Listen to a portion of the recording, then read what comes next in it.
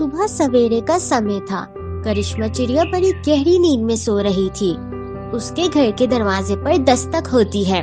चिड़िया घबरा कर उठती है और दरवाजे पर देखती है तो वहाँ रानो चिड़िया होती है। रानो बहन, आप इस समय सब ठीक तो है ना? सब्र करो, घर में जाकर सब बताती हूँ। फिर रानो चिड़िया फौरन से घर के अंदर चली जाती है। करिश्मा, तुम्हें पता है इस जंगल में बड़ा सा शेर आ गया है और वो सब पक्षियों को पकड़कर खा रहा है। क्या शेर हमारे जंगल में? शेर कहाँ से आ गया? अब हम क्या करेंगे? हाँ करिश्मा, मैं तुम्हें बताने आई थी, तुम अपने घर से बाहर न निकलना। मैं बड़ी मुश्किल से छुप कर आई हूँ। रानो बहन, मैंने तो भोजन लेने जाना था, मेरे पास तो खाने के लिए भोजन भी नहीं। नहीं करिश्मा बहन, तुम जंगल में भोजन तलाश करने न निकलना। अगर तुम्हें भोजन चाहिए तो रात में जाकर ले आना। ठीक है रानो बहन। चलो करिश्मा चिड़िया, मैं चलती हूँ, तुम अपना ख्याल रखना। ये बोलकर रानो चिड़िया वहाँ से चली जाती है। फिर करिश्मा चिड़िया अपने घर में खाने के लिए कुछ ढूंढती है, लेकिन उसके घर में खाने के लिए कुछ ना था। अरे मैं क्या करूँ, मेरा तो भूख से पेट दर्द कर रहा है और मेरे पास तो खाने को कुछ भी नहीं। मेरे से तो रात तक रुका भी नहीं जाएगा। फिर करिश्मा चिड़िया हिम्मत करके घर से बाहर भोजन की तलाश में जंगल में निकल जाती है। अरे यहाँ तो सब ठीक है, मुझे तो कहीं शेर नजर नहीं आ रहा। करिश्मा भोजन लेकर वहाँ से उड़ने ही लगी थी, इतने में वहाँ शेर आ जाता है।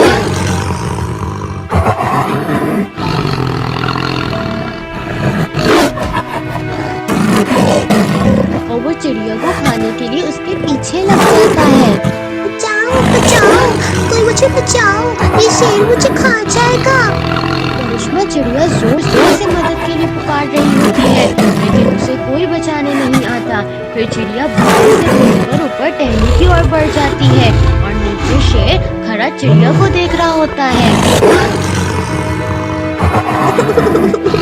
मैं क्या करूं? ये शेर तो मुझे आज खाकर ही छोड़ेगा। रानो ठीक कह रही थी, मुझे रात में ही भोजन तलाश करने के लिए निकलना चाहिए था। काफी देर गुजर जाती है, शेर भी वहाँ से चला जाता है और करिश्मा चिड़िया तुरंत रानो के पास चली जाती है। रानो, आज मैं बच गई, वरना शेर मुझे आज खा गया होता। रानो, मुझे थोड़ा सा भोजन दे दो, मेरा भूख से बुरा हाल हो रहा है। अच्छा, तुम परेशान ना हो, मैं तुम्हें देती हूँ भोजन।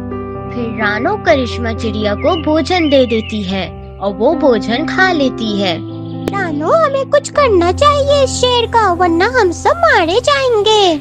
हम रात को पेपरी कबूतर के पास चलेंगे और मिलकर इस मसले का हल निकालेंगे। फिर रात हो जाती है। करिश्मा और रानो कबूतर के पास जाते हैं और उसे सारी बात बताते हैं। कबूतर उनकी सारी बात सुनकर कहता है, मैं अभी जाकर हाथियों से बात करता हूँ, शायद वो हमारे शेर को भगाने में मदद कर सके। ये बोलकर कबूतर वहाँ से चला जाता है और हाथियों से जाकर बात करता है। हाथी भी कबूतर की बात सुनकर मदद के लिए तैयार हो जाते हैं। मैं हाथियों से बात कर आ गया, अब वो कल आकर शेर को इस जंगल से भगा देंगे। आपका बहुत बहुत शुक्रिया कबूतर भैया, जो आपने हमारा इतना बड़ा मसला हल कर दिया। कोई बात नहीं चिड़िया। अगले दिन सब हाथी इस जंगल में आ जाते हैं और इस शेर को मारने लगते हैं। शेर इतने सारे हाथियों को देखकर इस जंगल से बहुत दूर भाग जाता है। इस तरह सब पक्षी फिर से हंसी खुशी रहने लगते हैं। ये कहानी एक चिड़िया की है जो अमनपुर जंगल में रहा करती थी। मम्मा, आपका इस जंगल में सबसे अच्छा दोस्त कौन है? बेटा टूनी, इस जंगल के सभी पक्षी मेरे दोस्त हैं और सारे के सारे बहुत अच्छे हैं। इन्होंने मेरा हर बुरे समय में साथ दिया है और कभी मुझे अकेला नहीं छोड़ा। अच्छा मम्मा, जंगल में सब बच्चों के पापा हैं, मेरे पापा कहाँ हैं? मुझे भी हर बच्चे की तरह अपने पापा के साथ जंगल की सैर करने जाना है। ऐसे ही मज़ेदार कार्टून देखने के लिए हमारे चैनल को सब्सक्राइब करें। Please like, comment and share. चलो बेटा टूनी, तुम्हारा सोने का टाइम हो गया है। मैं तुम्हें लोरी सुनाती हूँ, तुम जल्दी से सो जाओ। लल्ला लल्ला लोरी, दूध भरी कटोरी, दूध में गिर गई मक्खी, हमने भी नहीं चखी। लल्ला लल्ला लोरी, दूध भरी कटोरी, दूध में गिर गई मक्खी, हमने भी नहीं चखी। फिर टूनी सो जाती है और सुबह हो जाती है। बेटा टूनी, मैं भोजन लेने जा रही हूँ और मेरे आने तक तुम घर से बाहर मत निकलना। मम्मा मम्मा, मैं भी आपके साथ चलूंगी। नहीं बेटा, तुम अभी छोटी हो, तुम सही से उड़ नहीं सकती और मुझे भोजन लेने के लिए बहुत दूर जाना है। तुम घर पर रुको, मैं अभी आई। अरे मम्मा, आप भोजन लेने के लिए चली जाओ। फिर करिश्मा चिड़िया भोजन की तलाश में घर से बाहर निकल जाती है। करिश्मा चिड़िया भोजन ढूंढ ही रही होती है कि रास्ते में उसे रानो चिड़िया मिल जाती है। करिश्मा, कैसी हो तुम और कहाँ उड़े जा रही हो, वो भी इतनी तेज? रानो, तुम्हें पता तो है मेरी जिंदगी में परेशानी है।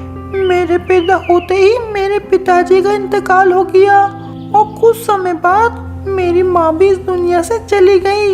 मैंने जैसे तैसे करके अपना बचपना गुजारा और जब शादी हुई तो पति ऐसा मिला जिसने बेटी पैदा होने की वजह से मुझे छोड़ दिया। हाँ करिश्मा, मुझे सब पता है। तुम्हारी ज़िंदगी में बहुत संकट है, मगर क्या कर सकते हैं, जो लिखा है वो तो होना ही है। और करिश्मा, तुम्हारी बेटी टूनी कैसी है? ऐसे ही मज़ेदार कार्टून देखने के लिए हमारे चैनल को सब्सक्राइब करें। Please like, comment and share.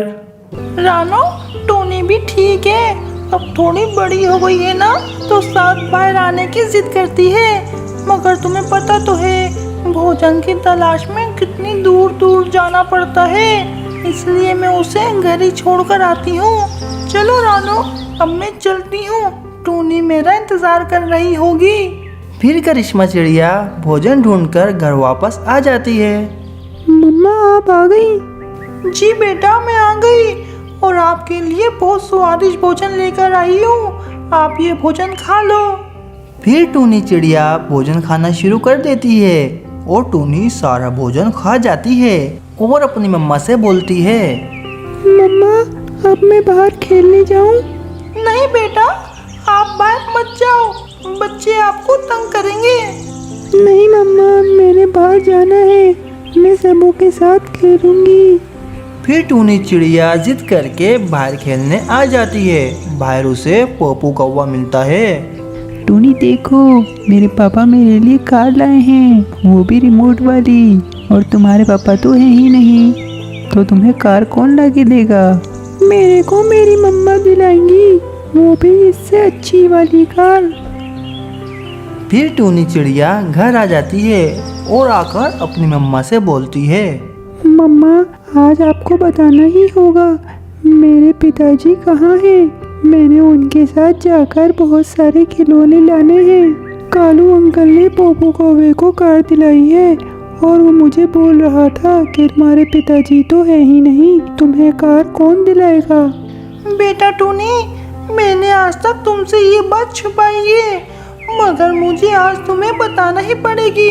बेटा तुम्हें मैं ये कैसे बताऊं, मुझको ये समझ अब आता नहीं है, कैसे वो अच्छे दिन थे मेरे जो अब भूले जाते नहीं है, उनको सोच कर रोती हूँ आज भी, फिर भी वो अब तो आते नहीं है।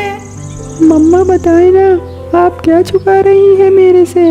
बेटा टूनी, आज तुम अपने पिताजी के बारे में जानना चाहती हो ना, तो आज मैं तुम्हें सब बता देती हूँ। इतने सालों से ये बात मैंने अपने मन में छुपा कर रखी हुई थी, मगर दुनिया के इंसानों ने मुझे मजबूर ही कर दिया कि तुम्हें सब कुछ बताना पड़ रहा है।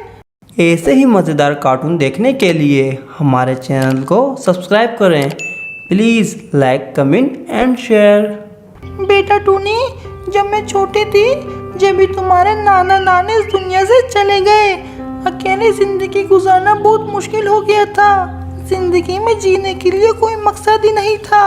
मैं तो मर जाना चाहती थी, लेकिन फिर तुम्हारे पिताजी कालू कौवे मेरे को मिले और उनको मैं बहुत सुंदर लगी। उन्होंने मुझे विवाह के लिए बोला, लेकिन मैंने उनको मना कर दिया। लेकिन फिर जंगल के सभी पक्षियों ने मुझे समझाया कि तुम कालू कौवे के साथ विवाह कर लो, इससे तुम्हारे को जिंदगी गुजारने के लिए एक हमसफर मिल जाएगा, जिससे तुम्हें जिंदगी गुजारने में बहुत आसानी होगी। मैं सबों के समझाने के बाद कालू कौवे से विवाह करने के लिए मान गई और फिर हमारी शादी हो गई। तुम्हारे पिताजी मेरे से बहुत प्यार करते थे। सुबह शाम मेरे लिए बहुत स्वादिष्ट भोजन लाया करते थे।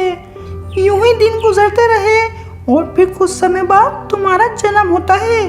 तुम्हारे पिताजी को बेटे का बहुत शौक था, लेकिन बेटी पैदा होने की वजह से उन्हें एक बहुत बड़ा सदमा पहुंचा, जिसकी वजह से वो मेरे से नाराज होकर हम दोनों को छोड़कर चले गए। ना जाने वो कहाँ है, आज तक लौट कर नहीं आए।